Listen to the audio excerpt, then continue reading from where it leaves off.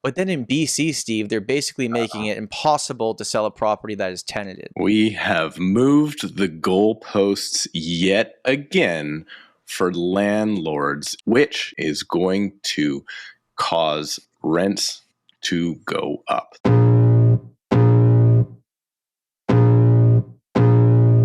Welcome to the Tom Storey Show with Steve Karrasch and Tom Storey, where we discuss everything real estate or whatever else is on our minds.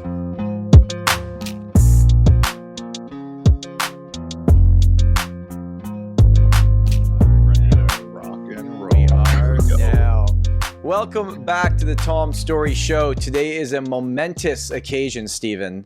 We've hit two big milestones in the last week. Do you want to tell the viewers what we have done?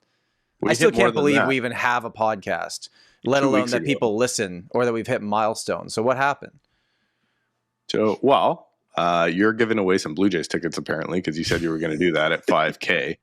So we hit in the same week, 2 weeks ago show, we hit 5,000 subscribers and 100,000 audio downloads. And that 5,000 subscriber episode was our most viewed on any given Sunday and our most watch time on a given day.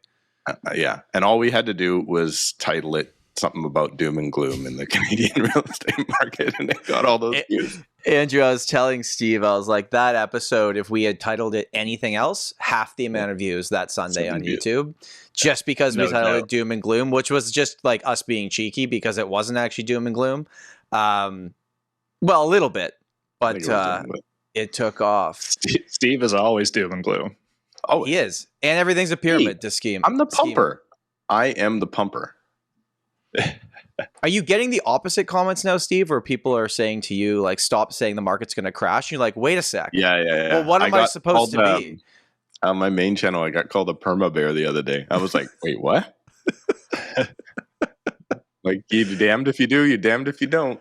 Well, two big milestones. I want to thank everybody that watches the show, whether this is the first episode or you've been with us since day one. Shout out to Realty Ninja for sponsoring us throughout the biggest chunk of this and being by our sides as we do this. And thanks for you too, Steve, for showing up and being, grumpy, but you're here every week and it helps. So, thanks for being here. I think they like me more than they like you, Tom. So that's why the viewers need somebody to hate. That's the reality. That's why I have Tom on the show. Right? Yeah. I have Tom on the show just so everybody can hate him. And they can agree with my amazing point. Who they don't hate. They don't hate this week's guest, Andrew Stephens, who joins us again from Exit Realty Metro. He's the owner. I was just in Halifax. Had a great time. I actually would love to talk about that a little bit to start the show. Andrew, welcome back. Yeah, thanks for having me. And look, I always appreciate listening to Steve's opinion because, as most of the viewers know, Tom just sits on that fence, So it's nice to have Steve around. You need a co-host when you're Tom because Tom just is on the fence for everything, right? So it works out well. Yep. Yeah. Like I said a few weeks ago, no opinion on that statement. And I heard, though, that you were listening to our show, Andrew, and you almost drove your car off the side of a bridge because you were laughing so hard at something that Steve said. But I actually think you were so furious based on what Steve said that you're like, it's just time to drive off the bridge. I can't live anymore listening to what Steve has to say. Yeah, every time a text comes through from Steve in the group chat, I'm just like, oh man, I got to get to that bridge and just go right off the end of it. That's pretty much how it goes. Well, what's going on, man? How are you? What's going on in Dartmouth and Halifax, the whole East Coast? What's happening?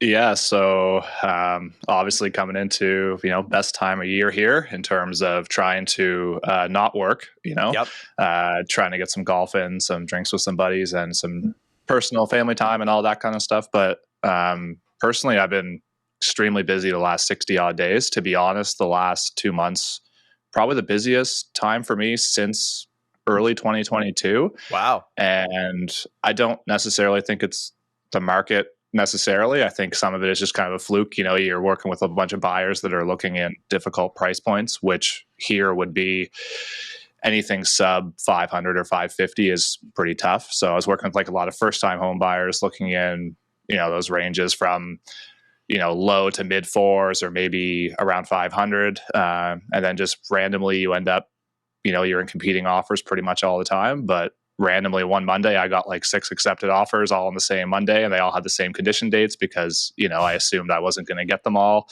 And then, I was pretty much in the fetal position in my office for the next 7 days. So yeah, it's funny. Like, I've just been steady all year, which is a little different for me. Usually I'm a little bit more like one really busy month, then the kind of couple weeks that are slow, and then one really busy month, a couple weeks that are slow. And that steadiness has been really refreshing, especially with, the new role in management and stuff here is something I'm still trying to work out in terms of my time and how to figure that all out, but it's a work in progress. But yeah, I mean, things are busy here. It's obviously an exciting time to be in Halifax, but it's certainly coming with some growing pains. And part of that is something I want to talk about today. Yeah. Like, that's what I was talking about, that I had something I wanted to bring up, but we can kind of get to that in a bit. But yeah, it's been a good year for sure. I don't know if I said this last time you were on the show, but I remember Nolan telling us that when he was running a real estate brokerage, he called it adult daycare. So I'm sure that's what you're dealing with every day. And Steve, what happened to the days? Because again, I've been doing this 10 years. Steve's been selling real estate since the dinosaurs were around. It used to be that you could actually, like, as a real estate agent, there was the busy times. And then the summer, you could kind of chill for 3 to 4 weeks. You could chill at the end of the year. Like, when did that change? That it's just like, no matter what, we grind all the time. And like, I love working. I love it. But like, you need some time to relax as well. What year did that change? There's a story that goes around my office of one of the guys that used to come in after his summer vacation, and he would literally take the Post-it notes out of his mailbox in September on like after the long weekend, and he would call people back that phoned him like June 25th, right? Yeah, I don't know. It's gone. It used to be that, the real estate world would shut down for July and August, and they would also shut down for December and January. And that's gone now, man. Seems like a grind. January this year was my busiest January of all time, and June was my slowest June of all time. So I don't know. It's backwards time. I think your business grows to a point. Sorry, Tom. I think your business grows to a point too, where like, my slowest weeks, a lot of people in my market would think that it's busy. You know what I mean? Like, it's just the reality of a growing business, and that's part of it too. But I'm with you. Every year is a little bit different. This year I was a really big January, February, and then kind of steady. Didn't really see much of a spring market. And then all of a sudden in June, it was just like the wheels just absolutely fell off and it was go time. So I'm not complaining about it, but usually my goal every year is to crush it till July 1st and then golf all summer. That's my prerogative. Did all those 6 sales firm up? 5 of the 6. 5 of the 6. In Steve's market, it'd be lucky if it was 2 of the 6, I feel like. I definitely collapsed more deals in June than I did firm deals in June. So that was a fun month. You collapsed them because they were your buyer that fell apart, or they were your listings where the other side's buyer fell apart? I had all of it. You name it. I even had cold feet folks that were just like, everything was perfect. And they were thank goodness there's a cooling off period. So if they get cold feet and announce it during the cooling off period, do they pay that penalty? Has that happened yet? No, I hear it's happened. Anybody paid it? Okay. Great question. I don't know if that's actually been paid or not, but basically, I mean, I'll tell you a simple story is we went through everything. We left the inspection. Everybody was happy. We were going to go pick up deposit. And next morning I was scheduled to, hey, I'll send the subject removal and pick up deposit later today. And I get an email as I'm typing the subject removal, by the way, as I'm typing it, I get the email from the client saying, I just want to let you know we've had a second thought. Now that we know the building has poly B piping, we are out. They didn't watch your poly B piping video on your channel? I sent them my poly B piping video on my channel, which has now 30,000 views. Thank you very much. Who told you to post that? I copied it off of you. You didn't tell me to post it. I copied it off of you because you guys have even worse plumbing. We have Kitech. Yeah, and yours it's better than the how a buyer contract works one. Oh yeah, that's Snooze Fest 101. That's how I built my If you're having trouble sleeping tonight, go check out Steve's forms videos. Anyway, buyer ended up walking away just because. And so I said, okay, well, if you don't like poly V piping, we're not looking at any properties between 1988 and 1998 now, period. Right. So those are now off the list. Andrew, in your market, when a property is sold but it's conditional, does the deposit show up within 24 hours, or is it after conditions are taken care of?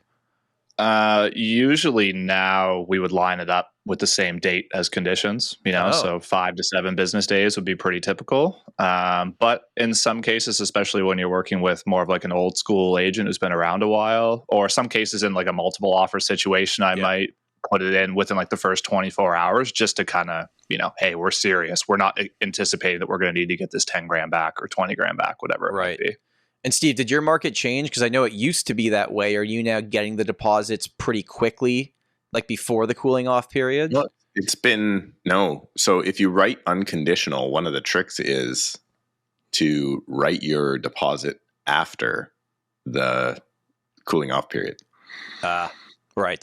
So you can try not to pay it because there's no recourse for paying it, except taking someone to court. But my whole career, it's been deposit payable on subject removal, which actually keeps us less invested in the transaction. In Ontario, my thoughts are like, if you're going to write the offer and you're going to pay deposit today, even if there's a small thing wrong in the inspection, you're like, yeah, okay, well, we've already paid the $35,000 deposit. It's going to be a pain to get it back. Let's just deal with that. As opposed to us, where the toilet seat's loose and they're like, I'm not going to pay my deposit unless you tighten up that toilet seat or replace it or plate it with gold or something else. Well, that's what I was going to say is like, I would think that in your markets, if the deposit doesn't have to show up until the conditions are removed or the same date, more deals would fall apart because you feel like you haven't gotten that far. Like in our market, like I sold a house firm a week ago, but the deposit shows up within 24 hours. I always tell the sellers, I know this is firm right now. This doesn't mean anything until that deposit shows up in my office. Like right now is like wine tonight, champagne when the deposit shows up. That's the way we have to look at it. But maybe it could just be a mindset thing where less deals fall apart in Toronto versus your market simply because the deposit shows up right away. The money's already there. Yeah, I think it is. It's a mindset for the buyer. Huh. Yeah. I don't know. So Andrew, what did you want to talk about? I know you came here with ideas for us today. What's going on? Yeah, I got one thing that I thought was a good thing to talk about on here. So as a general statement, Halifax real estate market, obviously off the rails over the last 5 years. And you're welcome for the 5,000 subscribers, because I know that's when your channel really took off, was when we filmed that video last time, right? So I don't know why we were really hurt my channel and subscribe, but yeah. Go to Andrew's channel, by the way. Yeah. So I mean, okay, so like just some quick hitters for you, right? Yeah. In the last 5 years, the Halifax real estate market average sale price has gone up about $260,000, 82%. Okay. We have some of the highest costs of living in the country. I don't know exactly, but just quick hitters. Some of the highest cost of living in the country, highest taxes in the country, some of the highest utility costs in the country. I couldn't believe the taxes. You know, it's 15% there, Steve. HST in Ontario is 13. It's 15 there. I had no idea. Huh. Yeah, we have the highest tax rate in the country, I believe. We have some of the lowest wages in the country, like talking bottom 3 or 4, I believe, last time I saw. We're currently in a deficit believed to be approximately 27,000 units short of a normal market. So that would be houses and apartments. Mm-hmm. This is expected to grow to, I think it was like around 70,000 in the next 5 years. And we're currently building approximately 4,500 housing units a year in the province. And we're currently adding 8 people to every 1 housing unit that we're building. Okay. So as a quick statement, you don't have to be an astronaut to realize that math does not look good. And my point is this. So since 1980, the average sale price in HRM, so like Halifax Regional Municipality, which is, similar like the GTA, right? It kind of encompasses Dartmouth and some of those suburbs, right? The average sale price has gone down year over year only one time, 1994 and 1995. And it was like negligible. It was like $200 a year is like what it went down. So my point is this.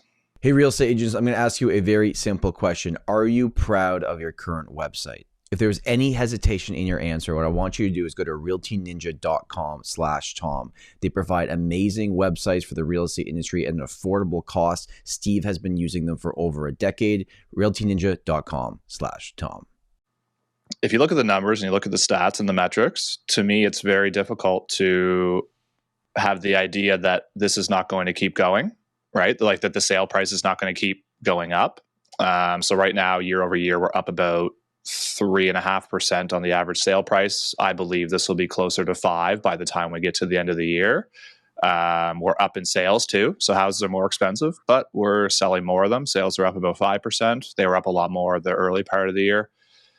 So I guess my question to you guys is, because you guys have worked in, these more, I would call them volatile markets. Like you've been through ups and downs, whereas I've only been through ups, thankfully. My question is this: at what point do you think, or do you even think at all, that this becomes unsustainable and reaches like a breaking point where it's just like, are we going to get to a point where the housing prices get high enough that people just straight up don't buy houses, right? And I know Steve's just dying to answer this one, but and my opinion is it's just going to keep going. And the people that can't afford it can't, and the people that will afford it will, and it will just naturally go. And I feel like at some point, the cost of living in Halifax with all the changes is going to have to be reflected in some better salaries at jobs, especially ones where especially I'm not talking about like minimum wage, which has gone up quite a bit in the last few years, but especially something like, oh, you are an account manager at some marketing firm, and in Toronto you make 200 grand, but here you make 80, right? Like I'm talking about some of those types of jobs. So I guess I'm just curious what your guys' thoughts are on that, because you've been through a bit of ups and downs and stuff like that. And to me, I don't see how it could possibly go down. But at the same time, if I run the average growth year over year from 1980 even to 2020, so like before really like the pandemic market really took off, was 5% year over year. If I include the last 5 years of crazy growth, it ups it to 6% year over year. So if I do the math on that, in 10 years, we're looking at like a $900,000 average purchase price or something along those lines. And my point is, that's really hard to believe that that's coming here, but at the same time, I think it is. And I know Tom said something at one point when we were talking, and it really resonated with me, is like, everybody thought it was crazy in the GTA, and I don't know the exact numbers, but everybody thought it was crazy when somebody said, oh, that 1-bedroom condo will be worth $500,000. And then it was like, no, but in 5 years, that'll be worth $750,000. And everybody thought it was crazy until it happened. And now you're at a point where people are probably saying the same thing and saying, well, that'll soon be $1 million or whatever, right? And it always sounds crazy until it's right in front of your face. But to me, I feel like it's going to happen anyway. And I'm just happy I bought my house in 2019, man, honestly. Steve, you start here. Oh, okay. I was going to say you start. No, Tom, you start. You want me to I'm start? bad at letting Tom speak. I got some questions. I'm not going to interrupt you more than right now. Is the unemployment rate in Halifax and surrounding areas, is it higher or lower or the same as the national rate? Is unemployment? That's a good question, and I don't know that. I'd have to look that up, honestly. The buyers that are doing things right now, it's interesting that you talked about the fact you're helping a lot of first-time home buyers, because it seems like that's still a market that they can get in. And your market's obviously almost doubled in 5 years, which is insanity. So for the people that are like, well, I'm not going to buy in Halifax till it goes back to 2019 prices, like that's just never going to happen again. It's not going back to that. I think we all understand that. But the buyers that you're helping, so those 6 people that got offers accepted, who were they and where did they come from? Are these locals that were renting or living with family that entered the market, or were these people that had a job in Toronto, transferred over, and now are buying a house there? Because your market is still, compared to our markets, is cheap compared to our markets. 100%. So it's a bit of a mix, right? So like most of the first time home buyers were from here. And it's just like crazy because now, first time home buyers, they're going to start getting older, at least in my market for sure, based on cost of living versus the cost of buying a home. And it's like the people like to buy a home at average purchase price. Our average purchase price is about $580,000 right now. Mm-hmm. So to buy a home at that, if you have no debt, you need to be approved. You need to have like household income around $145,000, right? And if you have a little bit of debt, like let's say typical debt, like a tiny bit of student debt and like a car, like just some kind of typical stuff that you'd see, you need to have more like 165, 170, whatever it is, right? So, but to answer your question, a bit of both, some locals, but also definitely still getting a lot of people coming in from out of town. I just helped somebody from Montreal, from YouTube, actually. I got another couple in the pipe from YouTube. And I think the interesting thing, and I think this is something that is a big factor, is a lot of the people coming from away are coming here and buying a house for, let's say, $550,000 or $650,000. Maybe it's even more. Maybe it's $700,000 or $800,000. But if they're coming from Toronto or they're coming from Vancouver, that's a joke, right? Like that's like what a 1-bedroom condo costs. So I'll take two. The please. interesting thing is a lot of the people coming here from out of town who I've dealt with are still working at their job, getting paid Ontario money or getting paid out West money, but they're working remotely. So that's a big factor too, right? Because those people are getting the advantage of making the better wages, but then they're also taking the advantage of, of the cheaper real estate. And I'd wonder too, and this would put all of us on the spot because I don't know the answer for Toronto, but you look at the national home ownership rate, we all see those numbers. I'm curious what it would be, like what the Toronto, Ontario home ownership rate would be versus renters, what it would be in BC and what it would be for you. That would be interesting because I would guess, and maybe I'm wrong here, that home ownership's a little bit higher. The percentage would be higher where you are than where we are just because of the prices. I would think, but I don't know. That would be an interesting one to look up, though. I'm not sure. But are rental prices strong? Hang on, Tom. Vancouver and Toronto's home owner rate is about to plummet. And the reason it's about to plummet is not because there will be less homeowners, but it's because we've imported so many people that are not going to be homeowners. So you're going to see that rate dump. And it's not like they're becoming homeless here. Canadians that were here before are becoming homeless. That's not what it is. It's all of the new folks that are coming, for the most part, are not buying. So you're going to see that actual Canadian home ownership rate go through the floor over the next little bit, just because of you're adding more renters constantly. By the way, what you just said is the first 10-second clip of this episode. Andrew, is anybody else coming and buying in your market? Like, are new immigrants coming to your market and buying, or is it just interprovincial jumping around Canada? We're having some like new to Canada buying for sure, but not like right away. I think most of them are not showing up and, buying a home in the first 6 months that they're here by any means. And to be honest, that would be a pretty small part of my business overall. But they're buying for sure. You see it. I see it on, the agreement of purchase and sales that come into my listings, obviously. It's definitely slowed down, people coming from Ontario and out west, but it's definitely still happening. And I mean, truthfully, that's where pretty much all the business I'm getting from YouTube is coming from, is mostly people from Ontario. A lot of them are, they're from here. They moved to Ontario 10, 15 years ago for work.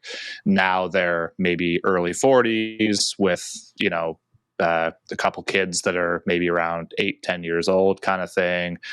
Grandparents are still living here. The townhouse they bought for $700,000 is now worth $1.6 million or whatever. So they're kind of making good on that investment. Is a good time to come back. Now they're getting that, forever home, like in a really nice subdivision on a lake, beautiful 3,500 square foot house for like $800,000, right? They're just like, well, right. Let's ask this question a different way, though. So you say, our price is going to keep going up, and we've gone through what you're going through now. I remember one of the first ever times, Tom, I met Keith Roy was we were sitting there discussing how East Vancouver homes went up to $700,000. and how insane that was. And that was less than a decade ago. Well, it was probably just over a decade ago. And everybody's going, oh, this can't happen. This can't happen. Well, it's a lot easier to get the Halifax market up in value than it is to keep increasing the market that we're in now, which is another thing. But let's think about the question a different way. How does affordability return is the other thing. So people that are going to think, okay, it's really only easy to think right now. So it's really only easy to think the only way I'm going to be able to afford more in the future is if those things come down in price. But that's not really the realistic side of how that's going to happen. What is more likely to happen is we could end up in that Toronto 1990s flattening or even slight decline until wages, interest rates, everything changes to a spot where the actual payment becomes more affordable. So you've got a better chance, I think, in my market of going sideways for a decade while wages catch up than you ever do prices actually coming down, what I would say is significantly. We already had the crash. We had a 35% crash in detached in my market in 2022. So let's stop thinking that prices are going to come down from, what are we at, 1.6 right now. Stop thinking they're going to be at 800,000. This will never, ever, ever happen. Now, I know everybody's going to be like, this won't age well in the comments. Okay, yeah, cool. Neither will your comment. It's just not going to work that way. What's going to work, the way it's going to go down is you will end up with some sort of downturn, upturn, whatever. The market's going to change, but eventually things will change around where your actual incomes start to match up more with the payments. And the reason that may happen is you have so much right now, what we're seeing, government intervention, that it's going to now push people away from, in my estimation, it's going to push people away from buying investment properties in our province anyway. Mm-hmm. And here's the catch, though. This is where I think the whole thing screws up, and I might contradict myself. I think now we're going to have a spot where rentals get so expensive that people can't save to buy the cheaper homes. Because I do think prices are going to come down, and I do think rents are going to go through the roof in BC because our government sucks. You know, something that I really don't understand, and this might end up in me venting a little bit, but you know, you guys brought me on here to listen, so here it is. One thing that I really don't understand is, so when I look around at the new construction homes in the Halifax and surrounding area, everything is like $700,000-$800,000, right? So like above the average purchase price. Yep. And when I think back to 30 years ago, a lot of what they were doing new construction wise, they were building on spec, and they were building these like semi-detached properties that were split level. Top floor is, kitchen, living, dining. Sometimes there'd be a den up there. And then down below was like 3 bedrooms and a bathroom. And they were selling for like, at the time, like $90,000, right? So these homes now sell for around $400,000 in some of these like subdivisions that are nice family areas, 20 minutes away from downtown, whatever. My point is, I don't understand why. Instead of building, I'll use one subdivision as an example. It's 20 minutes from downtown Halifax. It's in a great area by a really beautiful lake. It's going to be a really nice subdivision. Every home they're building in there is on a 6,000 square foot lot. It's like $799.9, and they're going to be up to $850 or $900 by the time it's all done, because there's like 500 homes going in there. And they're like, built on a slab, 3 stories, built-in garage, 4 bedroom, 4 bathroom, like 2,200 square feet. And my point is this: I'm not saying there's not a need for that, but we're in the middle of a housing crisis, and the biggest problem is inventory, and the biggest problem is affordability. Why can't they split that lot into 3 2,000 square foot lots, do a row of townhouses, and do like built on a slab, 1,200 square feet, 3 bedrooms, 1 bathroom? I grew up in a house with 1 bathroom. I'm not saying this again. Great. This again. This is what I've been saying. I knew I liked this guy. I know but like, my point is, if they did that whole subdivision would sell in like 2 weeks. And I'm not talking about finishes that aren't nice, but do like stock finishes, like 3 packages: white kitchen, dark kitchen, and some in between. 2 different kinds of laminate you can choose from, 2 different kinds of backsplash you can choose from.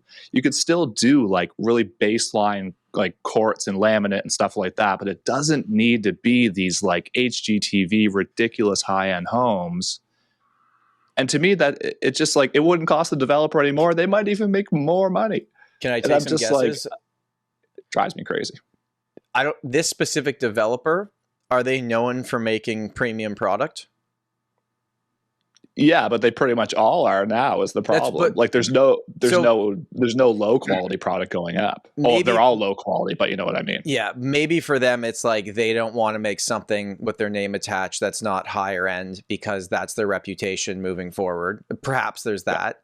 And then let's say they did split them all up and they were cheaper and you could buy them. Let me ask you a question. Are the first-time home buyers that need these housing the ones that are going to buy that? Who's actually going to buy that?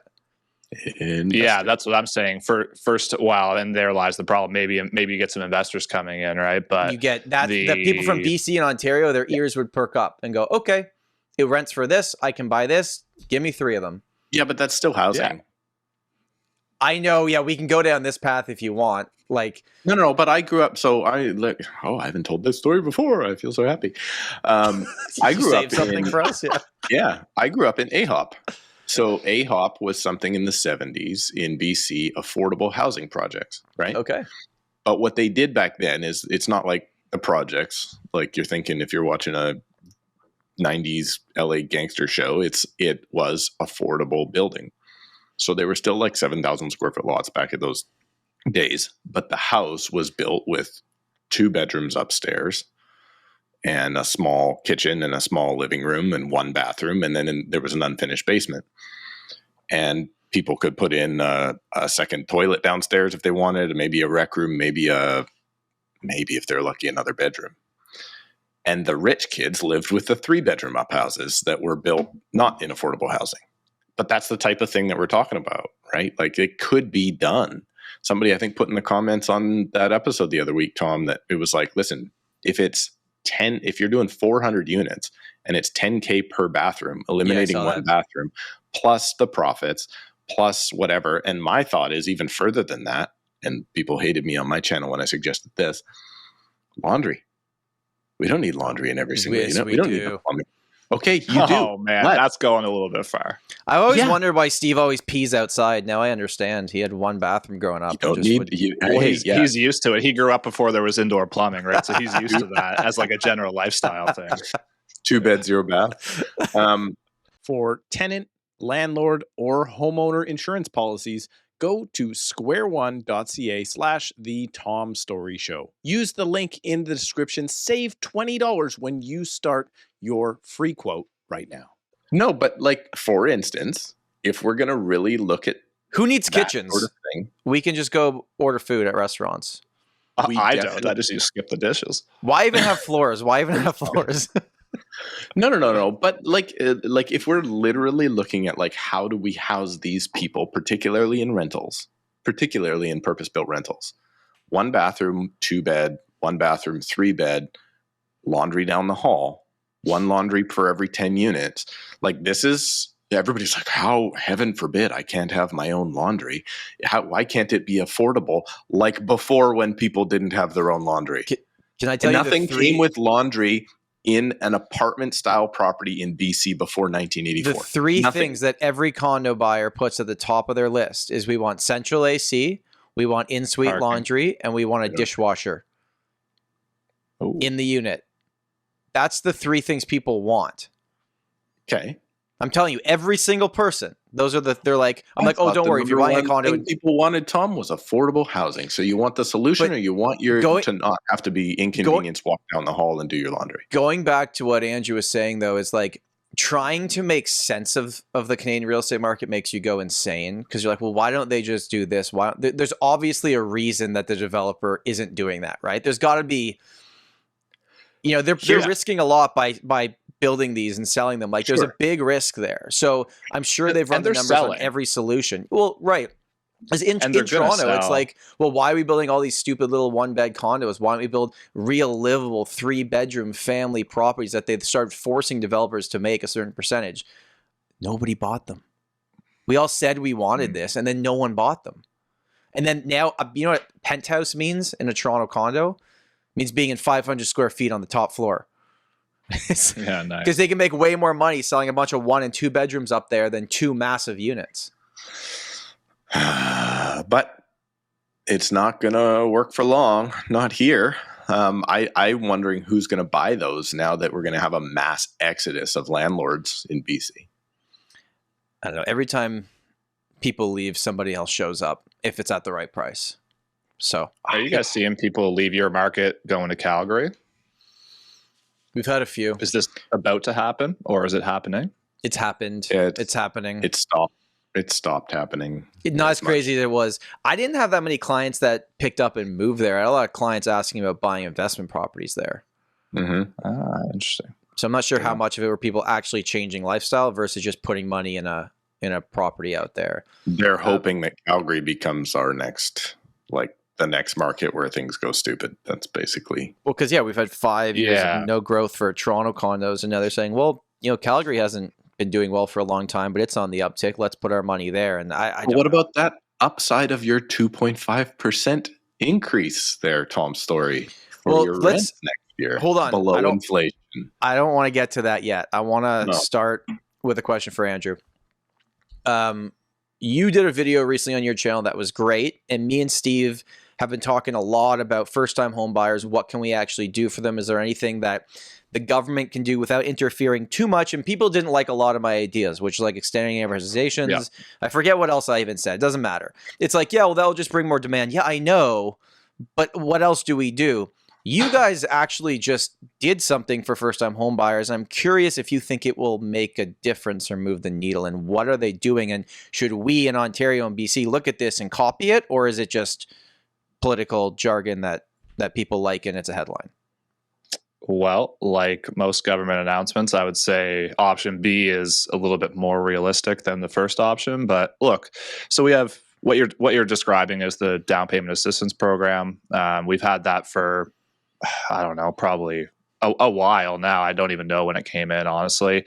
I can tell you that I've only had a couple clients use it over the years, but the biggest problem with this program was that the max purchase price wasn't like it didn't make sense, right? The max purchase price was like, maybe it was $400,000. It was like, well, you can't buy a home for $400,000 anymore in that like particular area. So it's sectioned off by municipality. So now they just increased it. I forget what the new amount is, but it's a lot more in line with, what's doable. So that's great. And I think every little bit helps for sure, especially when it's a time when it's extremely difficult to get into the housing market for a lot of people. But at the same time, to me, there's just like so many things that could be no brainers that it's like, why not? So for example, you just said the amortization thing. So my brother has a 40-year mortgage. I don't necessarily think that, because he bought back in like 2008, right? He literally got like one of the last, I forget what year it was. He literally got one of the last half dozen 40-year mortgages that this particular Scotiabank did. And while I wouldn't take a product like that today, I certainly would if I was 24, 25 years old trying to get into my first home and trying to build some equity. If it gets people into the market and gets people, into that equity building faster, I would say that's a good thing. And realistically, if they have to stay a little bit longer in that first home because the amortization is so long, then so be it. But at least they're in there building some equity, right? So that's one thing. Another one this one blows my mind. I can't believe that it hasn't happened or been talked about like in politics and stuff yet. But like here we have deed transfer tax when you purchase a property. It's 1.5% of the purchase price. Why don't we get rid of that for first-time home buyers, or cut it in half, or I don't know, do something, right? Like they talk about all these things they're doing. And lately, I would suggest that our provincial government here has been doing quite a bit. Like they just did a ton of changes to the zoning parameters in the downtown core and in the suburbs, which will allow for a lot more density. They're building public housing for the first time in 30 years. But at the same time, when they announced that last fall, I just saw an article the other day that's like, none of them are done yet. Right. And it was like they were supposed to be done like a long time ago. So no different than any other thing that comes through on the government side of things. It's slow and it's going to be over budget and it's going to be ridiculous to get there. And by the time they finish that, we're going to need triple that again. And you know what I mean? Like, so they're doing more, but I don't know. I think there's some things that could be done that would put more of a dent in it than this down payment assistance program. And then the other aspect of it is like that down payment assistance program, the way that it works, you're already over leveraged the minute you move into the home. So you're kind of, you know, like, what happens if you break up? What happens if you need to move for work? What happens if, I don't know, there's all kinds of things that happen, right? And it's like, well, then if you got to get out in 3 years, then you're really in a tough spot unless the market grew quite a bit, which now I would suggest we're moving back to more regular growth here. Call it 4, 5, 6% a year is what I would anticipate for the next few years.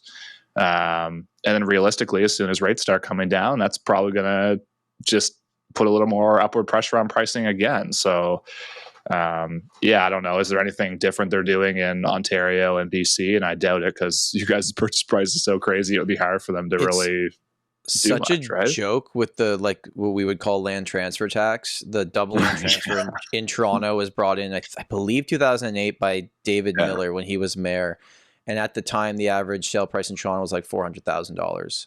Well, it's $1.2 million today. And here's what's so ridiculous about it. The maximum rebate or credit you would get back is 8,475. I have this number. I dream about this number because I say it so often. And we're talking with first-time home buyers. And they're like, well, how much money do I get off for being a first-time home buyer?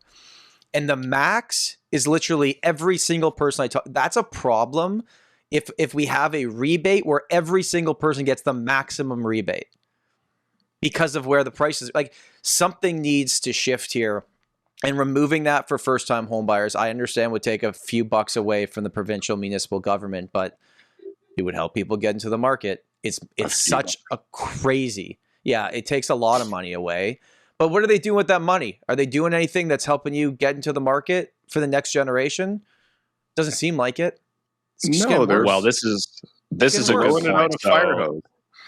So here's some food for thought, right? I said earlier that our market has increased 82% in the last 5 years, right? So you're talking $250 million more on the average purchase price in the last 5 years in Halifax.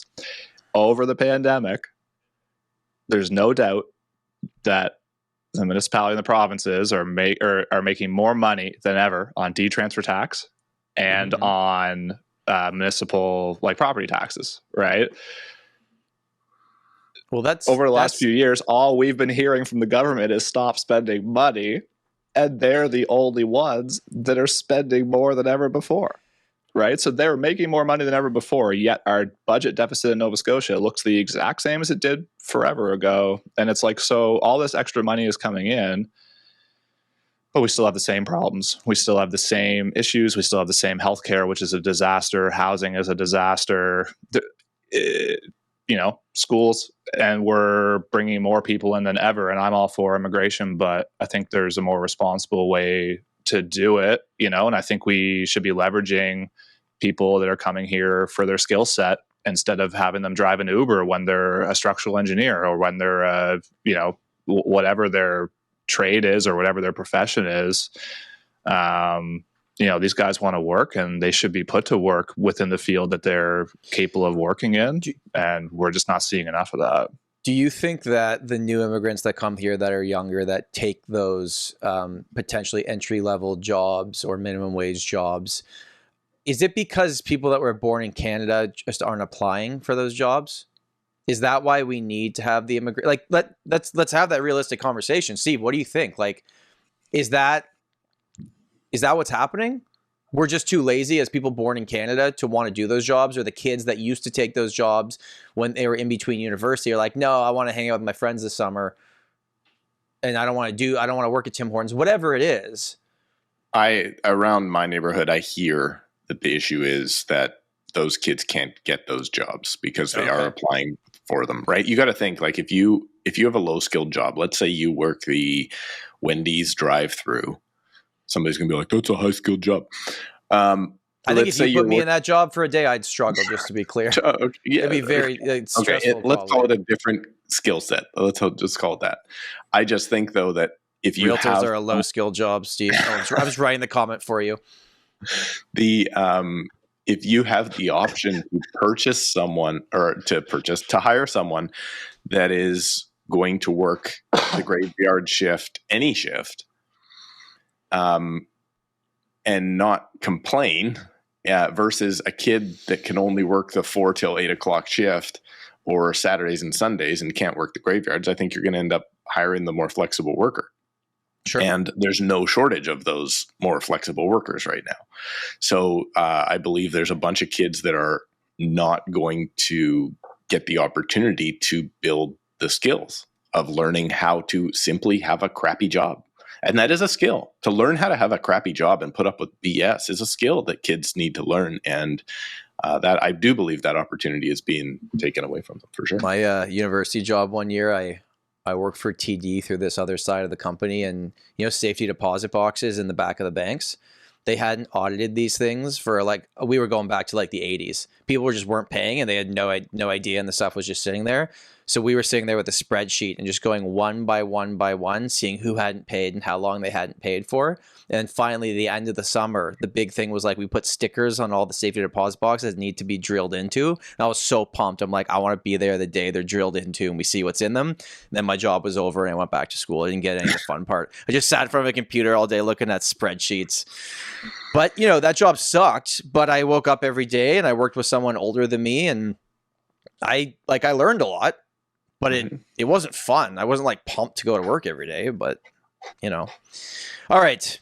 Enough of this. Now I want to real estate. We're coming back to real estate. So recently announced in Ontario for the buildings that are under rent control, properties under rent control, which is anything built before November 15th, 2018. You can increase rent only 2.5% in 2025. Which is insane. I think that's the lowest now, potentially in all of Canada for the announcements that have come out. I know BC was 2%, but I think they're higher now, Steve. We'll find out in September. Find out soon. Still below inflation. Now, when I heard this, I thought to myself, that sucks for all the landlords that are hurting. And then I also can understand on the other side of my shoulder of all the people cheering, going, great, my rent's not going to go up that much. My landlord's probably not going to do anything. Maybe they'll just forget about it.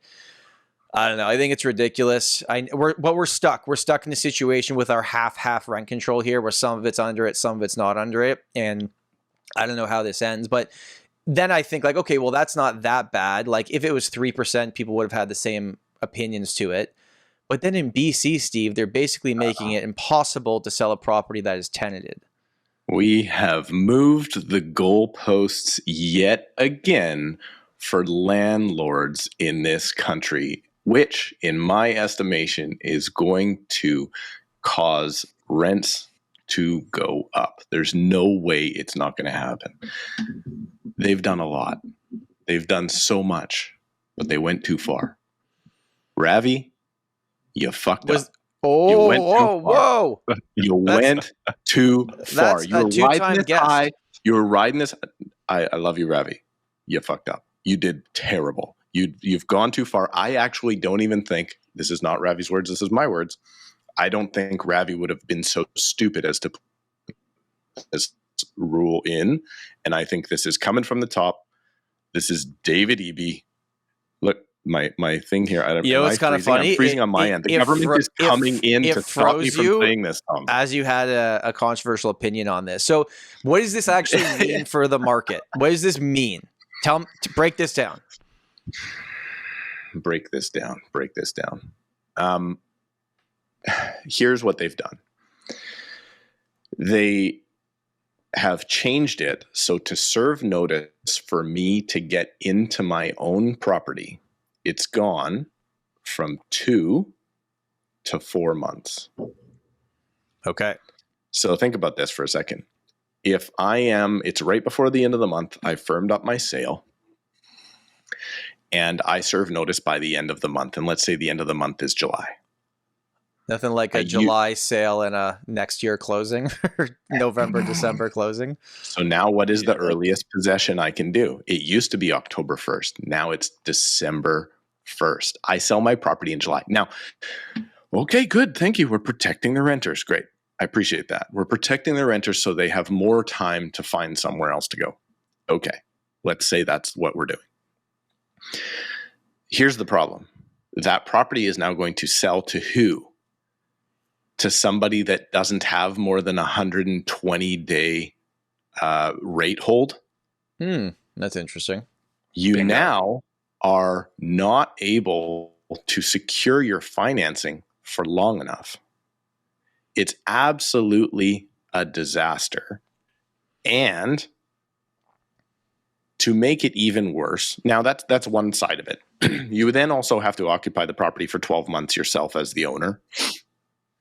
Or if you're going to move in family, this is the craziest part. This will drive me nuts. There is now a portal. You have to serve notice in this way. You have to go on the government's website. You have to say who is moving in and supply their contact information. That information goes to the government and to the old tenant. So they tell them, so does the old tenant reach out to the new buyer? They're going to follow up on you to make sure that you move that person in. But that seems fair, not giving away people's personal information, but the fact that if the buyer's buying it saying they're going to move in, but that they do indeed move in if that's how the rules work. The timeline's ridiculous, but it seems totally fair. It is going down the lines of a nanny state. We're not going to let anybody, the government's going to watch over you every single step. We're going to know who's moving in next. Think about that from you're moving into the property. Say, for instance, you're the buyer and you're moving into your new property. It's now been reported to the government, your contact information, and the old tenant gets to have your contact information. What is going on? Do you think the government... I'll do you one better. Tattletale country do we live in? You think the government doesn't already have your contact information? You pay taxes. Like, this is not the point, Tom. This is not the point. That's like one of those things. Why do I care if they're surveilling my phone? I'm not doing anything wrong. Okay, cool. Think about this, man. This is so... It is so far offside. Here now... Let's go further. The second I heard this news, I thought of one thing. The next time my tenant moves out, I'm selling my income property. This will cause house prices to probably go down because investors are done. Investors are out. They're not going to play this game. Or, Ravi, the way I say you screwed up is not a single landlord is voting for you next time around. And that's going to be hung on you. There's going to be none left, Steve. Okay, so they're all selling out. But what did we learn from Max? When you do something like this, all the landlords sell out and there's less rentals. And rent prices go up. Yep. We are screwing everyone in the name of saving everyone. We moved the goalposts too far. We screwed up. And as a result, it's only going to get worse for everyone. And that should be the front of the show, Tom Storey. I've got a tenancy story that is in the same realm as that. And to me, it's even crazier. I'm going to make a video on it. I just haven't had time I need time to think about how I want to go about it because it's obviously a burning hot topic here. Okay.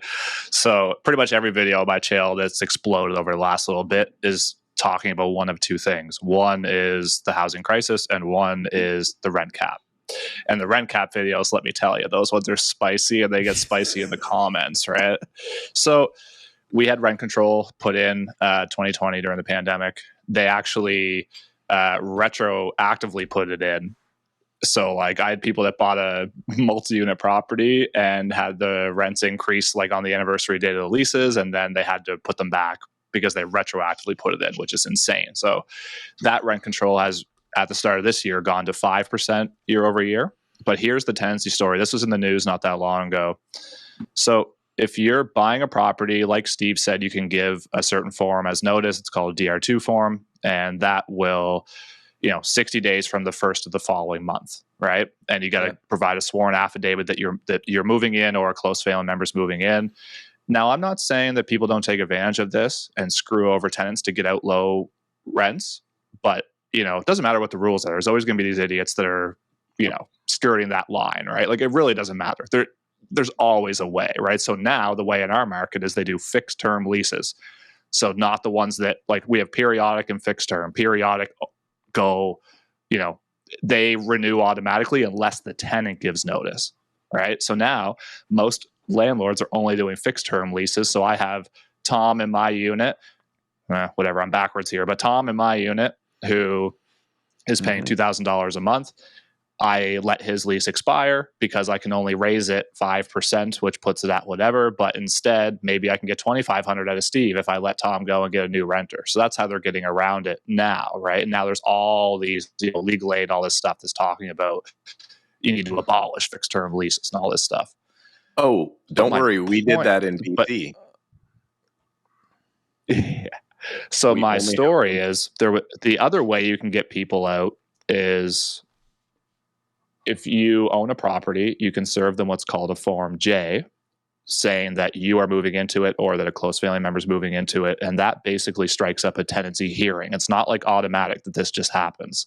So there was one in the news recently that somebody has a rental property in the Halifax area. Let's say it was rented for like $950 a month, and there was like a family of 5 living there. And the owner's daughter was going to university, and they used the Form J to get a tenancy hearing to get the tenant out. And then basically the adjudicator, or whatever they're called in this circumstance, will rule on it. This is the first time I've ever heard of this in my entire life. And I'm sure it's happened before, but this blew my mind. They refused it. You cannot get into your own property, sir. Sorry. So just let's break it down this way. I own a rental property, and then I have my own house. Let's say that if me and my fiance broke up tomorrow, and we were going to sell our house, and then I was going to try to move into one of my rental properties because that's what I own, and because I bought that rental property in 2020, it's a lot cheaper than me going to buy a new house with today's rates and so on. The thought that I can't go live there, even with proper notice, is, in my opinion, one of the craziest things I've heard in a while in that kind of a world, right? So again, it's similar to what you're talking about, but it's just like, that one is mind blowing to me. And I'm not saying that in certain circumstances that it shouldn't be more than 60 days notice. I'm cool with that, man. I'm not trying to be a jerk. But, and like in this case, it was basically like, well, this family of 5, there's nowhere for them to go, whatever. And in my head, I'm like, well, this student going to Dalhousie, there's really nowhere for them to go either. Like, there's no student housing available either. What was the reasoning? They just said, well, I'd rather have a family of 5 there than one student moving in. Like, what's the reasoning? Real estate agents across Ontario are using TRESA video to increase trust and transparency with their clients. And now for a limited time, you can get your own custom branded video totally for free. It's simple, and here's how it works. Simply refer your broker of record to tresavideo.ca, and when they purchase the broker version for your entire office, tell them to enter the promo code SUMMER at checkout. That's right. Refer tresavideo.ca to your broker of record and get your own custom branded individual or team video totally for free. Refer TRESA Video to your broker of record, and they will love you for helping them provide value to their agents. Your coworkers will also love you because now they'll get use of TRESA Video for their business, and you will love receiving your very own custom branded TRESA Video totally for free. So tell the powers that be at your office to go to tresavideo.ca and enter the promo code SUMMER at checkout. This offer is valid once per brokerage purchase and for a limited time. Yeah, the reasoning was basically, it actually said right in the article that the adjudicator said he felt that everybody was acting in good faith, and that had nothing to do with this decision. And he basically just said that under the circumstances of the current housing market, I don't believe it's right, or I don't believe it's reasonable to have these people move out. And I was just like, I read it and I had to read it like 3 times because I was so blown away by this. And look, I'll be the first person to say that I feel for renters, man. You know, it's tough out there. I get it. It's not an easy market. It's not an easy housing market either. And look, it is what it is, right? But since the rent cap got put in place, rents have skyrocketed like 55%. So thank God that 2% per year was in, right? But that's why people are doing rent evictions. People are doing everything they can to get the tenants out so they can get market rent. So that's what it causes, right? It's like the more rules that are in place, the more people are going to try to skirt that line and break them, right? Oh, it went even further than that, though. Our rent evictions are like 12 months notice now. Like, it's insane. We are living in full communist town now. It is insane. They have moved the goalposts so far, and we are screwing future generations because we are not holding anyone accountable for themselves. It's just going to get so much worse. And it makes me feel, it's the first time where I was like, you know what? Maybe I'll take my ball and go home. Maybe I'll cash out all my chips. Maybe that's what they want. For nothing. Yeah, sure. It is what they want. And let's tie this back into where we came from in the conversation. This is how property prices can go down. And at the exact same time, you're going to have people that are going to have rent so high they can't afford to pay for those lower property prices, right? So you're going to actually see prices come down, and people are going to be more screwed than they ever were before in the name of being fair. We need to stop this crap from being fair. What was that comment that Trudeau made about, like, we can't have housing prices come down or something like that? I saw it like in the news and I just kind of chuckled because it was just funny because they're talking about, like, we need more affordable housing, and then he just like turns around and says, but we can't have the prices come down. Like we can't do that. So it's an interesting spot, right? But here's one I'll throw at you guys. And I've had this conversation with a few people I know. At the risk of sounding like an absolute psycho conspiracy theorist, I'll throw this on the podcast today. This is what we're looking for. Go for it. If you are sitting there taking away all the emotion of the family that you live around and, you know, your lifestyle you've always known because you guys grew up here. If I look at it, you know, I'm 33 years old, almost 34. If I said to myself, you know, is Canada the best place for me to live and bring up my family, my future family, for argument's sake? Or would I be better out getting out now and going to Europe or going to the States? I'm just curious. Like, I'm curious what your thoughts are, because let me tell you, Miami's looking pretty nice down there with that tax rate. The States is nuts, but, like, you know, I'm just saying, like, is it really the best? Is it the best? Because I always thought it was, and I'm not so sure anymore. I don't know how it works in Europe, but is it easy to just move to the States and get a green card? And it's like, that's not easy. People want to do that. It's not like people that say, like, oh, I'm leaving, going to States. I'm like, okay, let me know. Update me in a year. Let me know how it's going. Did you meet a girl over there? You're going to get married to someone over there and get a green card? And, like, it's not that simple. Is it that simple, Steve? Am I missing something? No, let me ask you guys. Why do you think so many people are coming here? Because it's easy. I actually met with a seller the other day that came to Canada and now is going to the States, and this was kind of the stopgap. But that's probably another conversation for another day. Let me ask you some rhetorical kind of interesting questions. Does Canada love monopolies? Think about our airlines, our banks. It's a yes, right? Okay. Yeah. Are rent increases automatic? No. Rent increases are not automatic. That's the cap that they've done. Third question. Who is more likely to raise your rent? A big pension fund that owns the building or an individual mom and pop landlord? Okay. The big company. Who is currently being pushed out of the market by interest rates, all the regulations? The mom and pop landlords. If they leave and all the new buildings are these purpose-built rentals owned by the big companies, we're going to get to a point that there's now a monopoly on Canadian housing, because there actually wasn't before. There were so many individuals spread out that owned all the housing. We didn't have a monopoly on Canadian housing. On big apartments, you could make the argument that it's different. But, like, moving forward, if all these investors leave and Steve wants to sell when his tenant leaves, well, what's next? Where does this go? Mutual funds. I guess. I don't know, man. Do you guys watch the show The Bear?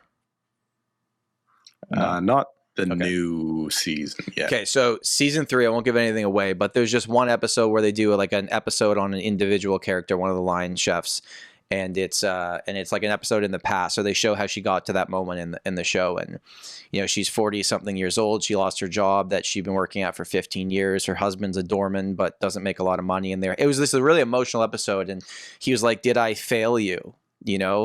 Did we get to this point in life and you feel like I've failed you?" And they have a young kid, and she's going around trying to apply for things. At the same time, she found out that her rent is going up.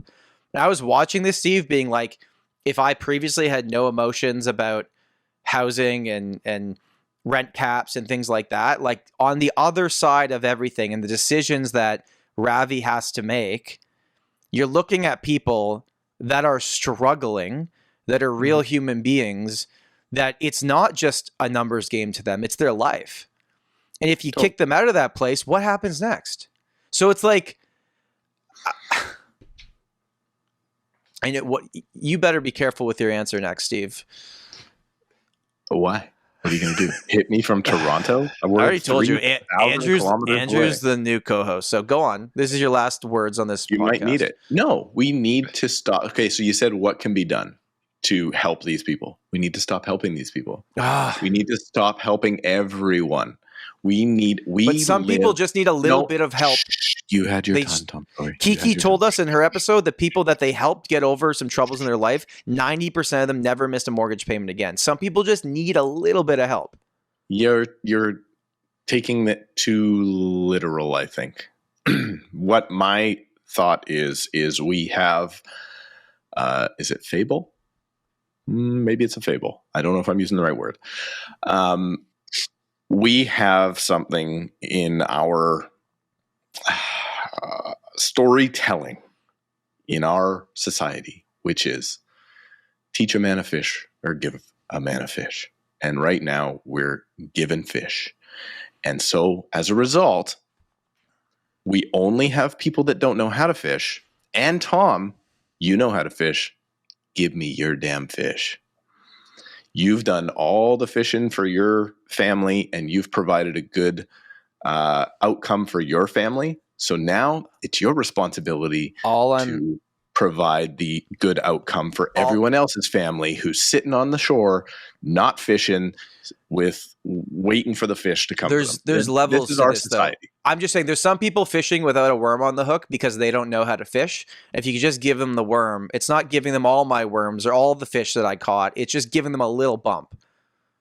Sure. A little push. And there's also forward. A bunch of people sitting on the shore. Sure there is, but they're always going to exist. Sorry, Andrew, you're seeing your parents argue here. I'm sorry. No. What's happening though is we're just in a spot where it's telling those people it's okay to sit on the shore and do nothing. The problem is I actually think we should take away most of the safety nets, because the areas where they have no safety nets, everyone is saying is the better spot to go. So should we just add in more safety nets to make it even worse? Tell you who's got the best safety nets of them all: North Korea. They have absolute security. They have absolute security. Andrew, we've cracked George Orwell for prime minister at the next election, 1984. Let's bring it back. Nobody will ever vote for me because I am telling you to take responsibility for yourself. And I believe in the States, when there was one guy that came out and said, ask not what you can do for ask not what your country can do for you, but what you can do for your country. They were like, yeah, cool story. And they got rid of that guy. So I'm just saying, it's not popular. It's never going to win a vote. But if you take responsibility for yourself, then everything else will get better. And if everybody took responsibility for themselves, everything would get better for everybody. And you would stop looking for handouts and we would all live in a much better place. I hear a lot of that for sure. One thing that I find interesting is like, how is it that we're in 2024 and we're still not teaching some of this basic life stuff in high school? Okay, so here's one. Can we really fault people for being stupid with their money when we teach them nothing about it? That's one thing, but I'll tell you this one. It's easy to sit here and pick apart the problems. And I mean, I do it all day long with friends, family, with, my YouTube channel and the videos I put out. And I will say that I am really, really friggin' happy that I don't have to be the one to come up with the solutions, because it's definitely not easy.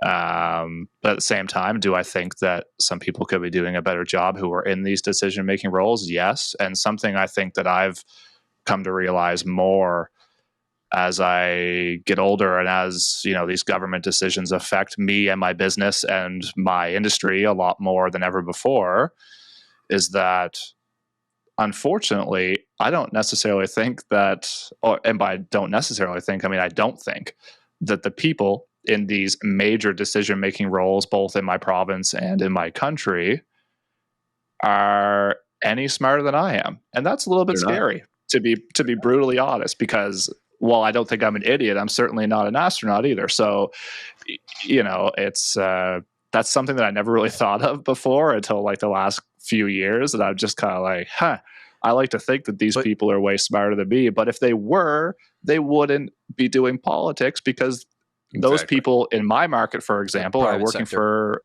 Amira, making $6 million a year. Right. Well, something we can all agree upon. $200,000 and having their life put on blast all over the internet. Right. Canada, America, Europe, everywhere else. I'm sure if you have a conversation with any family at the dinner table, they will complain about who is currently in charge of their situation. Yeah. Political, right? No one's like, oh my God, I love that person. Well, I guess they exist, but they're on the extremes of both sides. But most in the middle and to the edges of the sides are like, well, But here's where the mindset has to change. Maybe I'll leave you with this as my final thought, because we're going to go long here. This is where the mindset has to change. You say, for instance, I agree with you. We're not being taught about finances in school or whatever. But I even go one step further than that. We have to stop looking for school to educate us on finances. And it's the job of the parents. Right? This is why I'm so sick of hearing, I just need rich parents. I don't have rich parents. Yeah, guess what? Your parents screwed up. Your parents, I was about to say it again. They ravied it, let's call it. If your parents didn't teach you, it is an issue. Having him on a third time is looking less likely now, Stephen. I love Ravi. I think he's great. I think he fucked up. I'm just saying, like, he was riding too high. He was like, I'm doing this, I'm doing this, I'm doing that. Anyway, the point is, I forgot my point. No, the point is, you know what? If your parents didn't prep you, just like you're not prepping your kids are going to be screwed. My kids are not going to be screwed. Tom, your kids are not going to be screwed, because they have a parent that cares enough to instill in them what the heck they should be doing with their life, and how they should be saving their money, and how they can get into housing, and how they can take responsibility for themselves. And all these people with their hands out to the government going, no, I need you to cap my rent. Those people are creating a worse life for everybody. So here's one final thought with that. What do you guys think it is? If you had to say one thing or two things, like, how come you're successful and how come you're not in this like grind every day to make $1 to live the next day? What is it in your situation that brought that? I can say for myself, like, I'm obsessed. I remember being very young thinking, how do I make X amount of money? And then, okay, once I figure that out, how do I make the next amount? And the simple answer is like, you have to be borderline obsessed. Steve, you sent me that thing literally this morning, that text, where like, there's no like person that actually wakes up at 6 a.m., takes an ice bath, a cold shower, does 100 push-ups, and then builds his they had like some shitty hour. Yeah, that's not like a real person. That's a made up online thing to get followers. Like I was obsessed with what I did for a long time. And then I got into a group of people doing it better than me. I learned from them, asked them what they were doing, and then started trying to reinvent everything. I followed it. But I think it all comes down to like, and this goes back to the stuff I do for realtors. It's like patience, consistency, and execution. You have a plan, you're patient with it. You're consistent with it, like we are with this podcast, and you execute on it. If you do those three things and don't complain, listen, shit goes bad for me all the time. Like, I have things falling apart in my business all the time. Like, my days are not easy by any means, but it's like, whatever. There's other stuff to focus on, and I move on. And like, the people that complain in my office and in our little world that we all live in here, it's like, they're just, what are you complaining about? Go find the next opportunity. Okay, that seller didn't like you, move on. So like, I just think like you have to be obsessed with what you're doing to do really well at it. Now, some people are just good at what they do, but you have to like it as well a little bit. But your question is kind of like about the grind or whatever. I'm like, don't make it sound like I'm not grinding. If anything, I'm grinding more than anybody else on my team or maybe in my life, right? Like it's not that. If you're just looking for the coast, we're not coasting here. We're grinding. Everybody's grinding. You got to get to work and you got to do your thing, right? Everybody's worried about the I guess the easy times. There's no easy times. You're a human being. Your job is to get to work and be productive and do things and make your life for yourself. Stop looking for other people to make your life for yourself. Tom, I think we should wrap it up because we're going long and I'm going to Las Vegas. Well, I'm fired up. Steve's going to Vegas. Steve, that sounds expensive. It sounds expensive as we're still going to go long. What do you think? I was like, it's going to be 48 degrees in Vegas, by the way. So I was like, the only way we are even coming close to a pool, which we're probably not, is to go into what do they call those? Like cabana? Cabana. Minimum spend in a cabana. What do you think it is? 1,000 Canadian. Easy. I was just in Vegas, and let me tell you, you better clear your visa before you go there.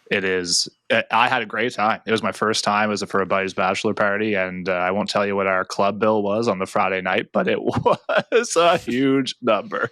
I got a lot of air miles from it. Let's put it that way. $1,400 American minimum spend. I was like, looks like we're not going to the pool. Can you bring your own going umbrella? Back to Disney? It is Disney for adults. Maybe I'll bring my own umbrella. Yeah. All right. Well, I'm fired up. What an episode, Andrew. You came back, you delivered. Me and Steve argued. It was great. Was I a fence sitter in that episode? I don't think so. I think I had a point. It must be I drilled right into it. I think I built a fence point to get some opinions out of you. So now I have to change my Instagram profile to friend of the show ×2, or maybe BFF of the show. Maybe BFF. That's it. BFF of the show. You're going to be the new Storey co-host Show. after I'm done with Steve today. So I figure it's only a matter of time. So that's why I was happy to come back for a second go at it. This has actually been an audition, and you've passed it with flying colors. Giddy up. Ravi, I'm sorry. I love you. Yeah. There's no way he listened this long. If he did, maybe he can fix what he just broke. Nobody's still listening at this point. Okay. All right. We're done. Thank you, everybody, for watching, listening. Have an amazing day, and we'll see you next week. Bye. Thanks, fellas.